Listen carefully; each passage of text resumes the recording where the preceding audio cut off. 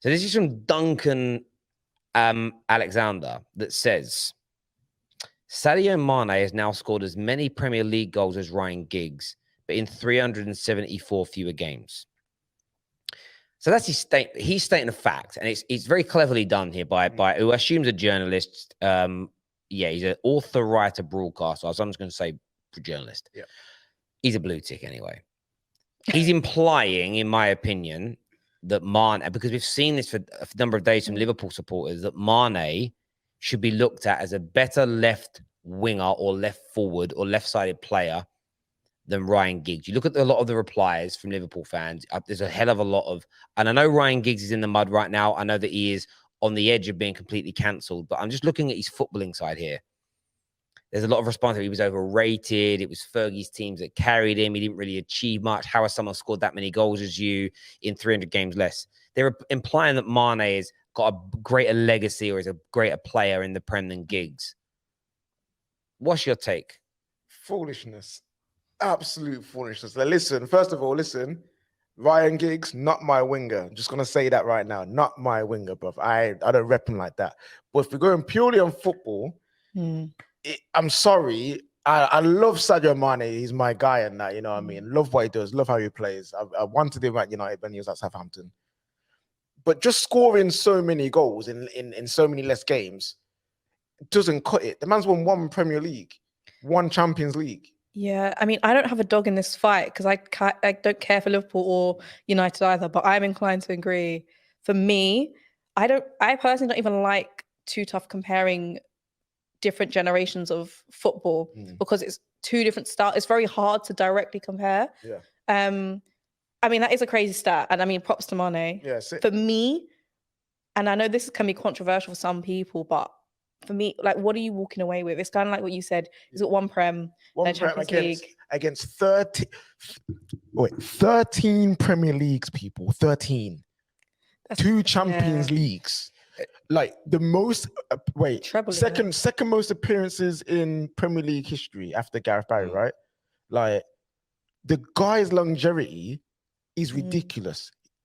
Like you can't, I'm sorry, like it's going to be very hard for many wingers in the Premier League to even touch what this man has done.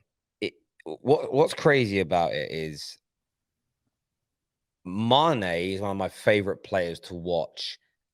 I wanted him at Man United when he was at Southampton. I was gutted when we pulled out. I was even more angry when he went to Liverpool. I rate this guy. If you've watched the Football Terrace long enough, you know that I've always backed him on it. Let's just put trophies aside for a moment. Let's put aside the hot takes that Ryan Giggs was overrated. Let's put aside the hot takes that Ryan Giggs wasn't so important and integral to this Man United team.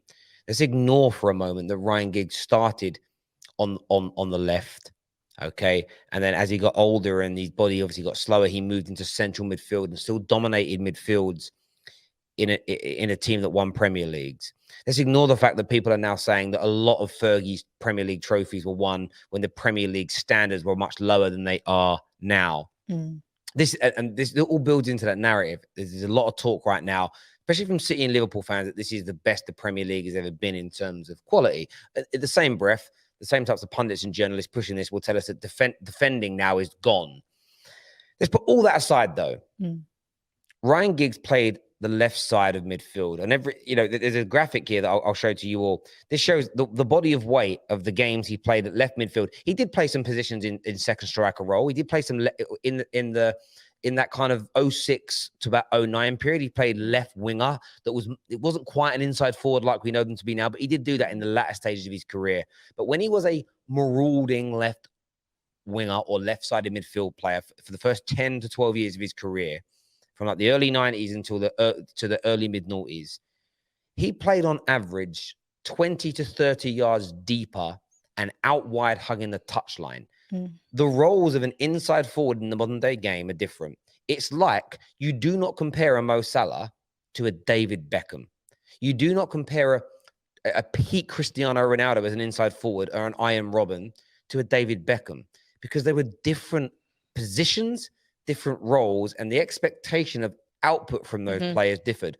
Ryan Giggs, if you look at his goal scoring and his creativity records, against other left-sided midfielders, stroke traditional wingers from his era, it was better than most in the creative element and about on par with most of them as goal scorers. Robert Pires, up until the inside forwards, like the Gareth Bales, the Ronaldos, the Alexis Sanchez's, Eden Hazard's, and now Mane and Salah's, Robert Pires, I think, scored around 12, 13 league goals in a campaign, and that was looked at as, from a winger, as astronomically high. And I think he did it once. I haven't checked the stats on that. What I hate about these takes is Mane should be celebrated for being Mane.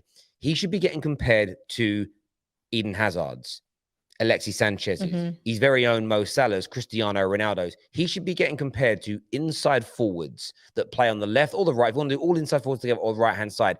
It's like comparing an attacking midfielder to a defensive midfield player. Yes, on paper, they're all central midfield players. They all play central in midfield.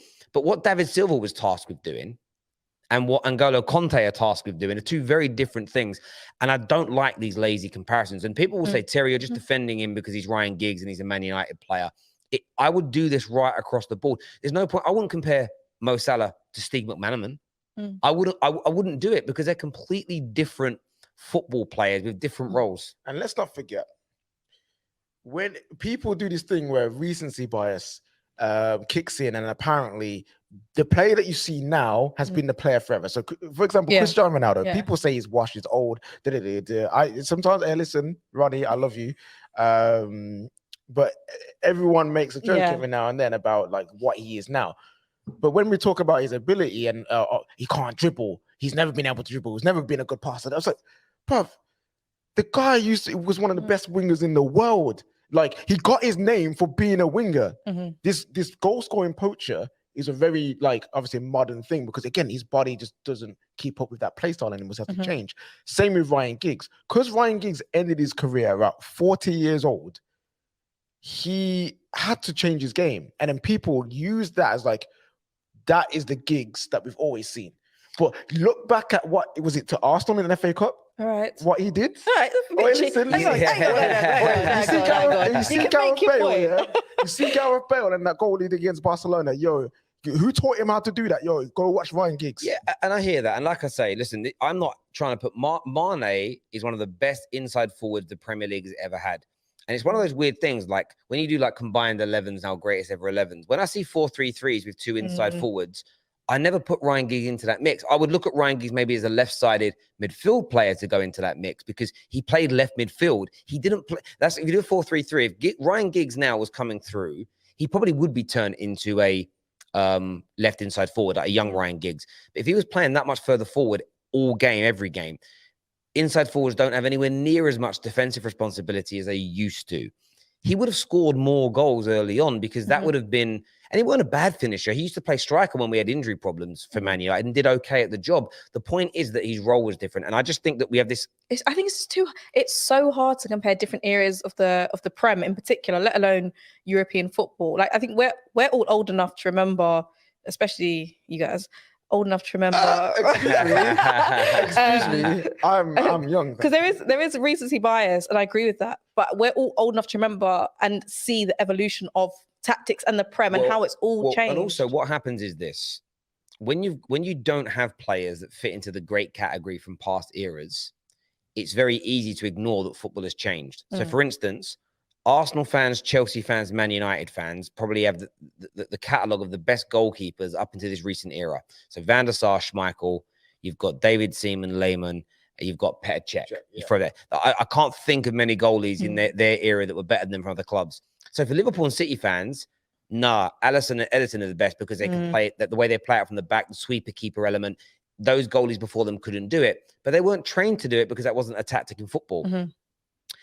This will happen. The Liverpool fans and City fans will reject this now, but in 10 years' time, when football evolves again, and then there's a new way of playing, midfielders are now doing something new. I don't know what that's going to be.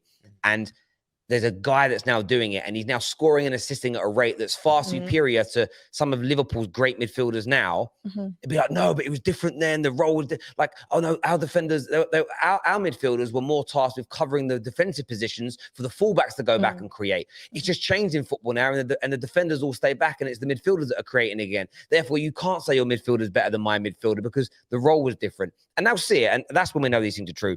But viewers, I want your take on that. Do you think Mane has surpassed Ryan Giggs in the Premier? I'm going to say what that journalist was alluding to. Has Mane's footballing achievements in the Premier League as a player and with the teams he's played for surpassed Ryan Giggs?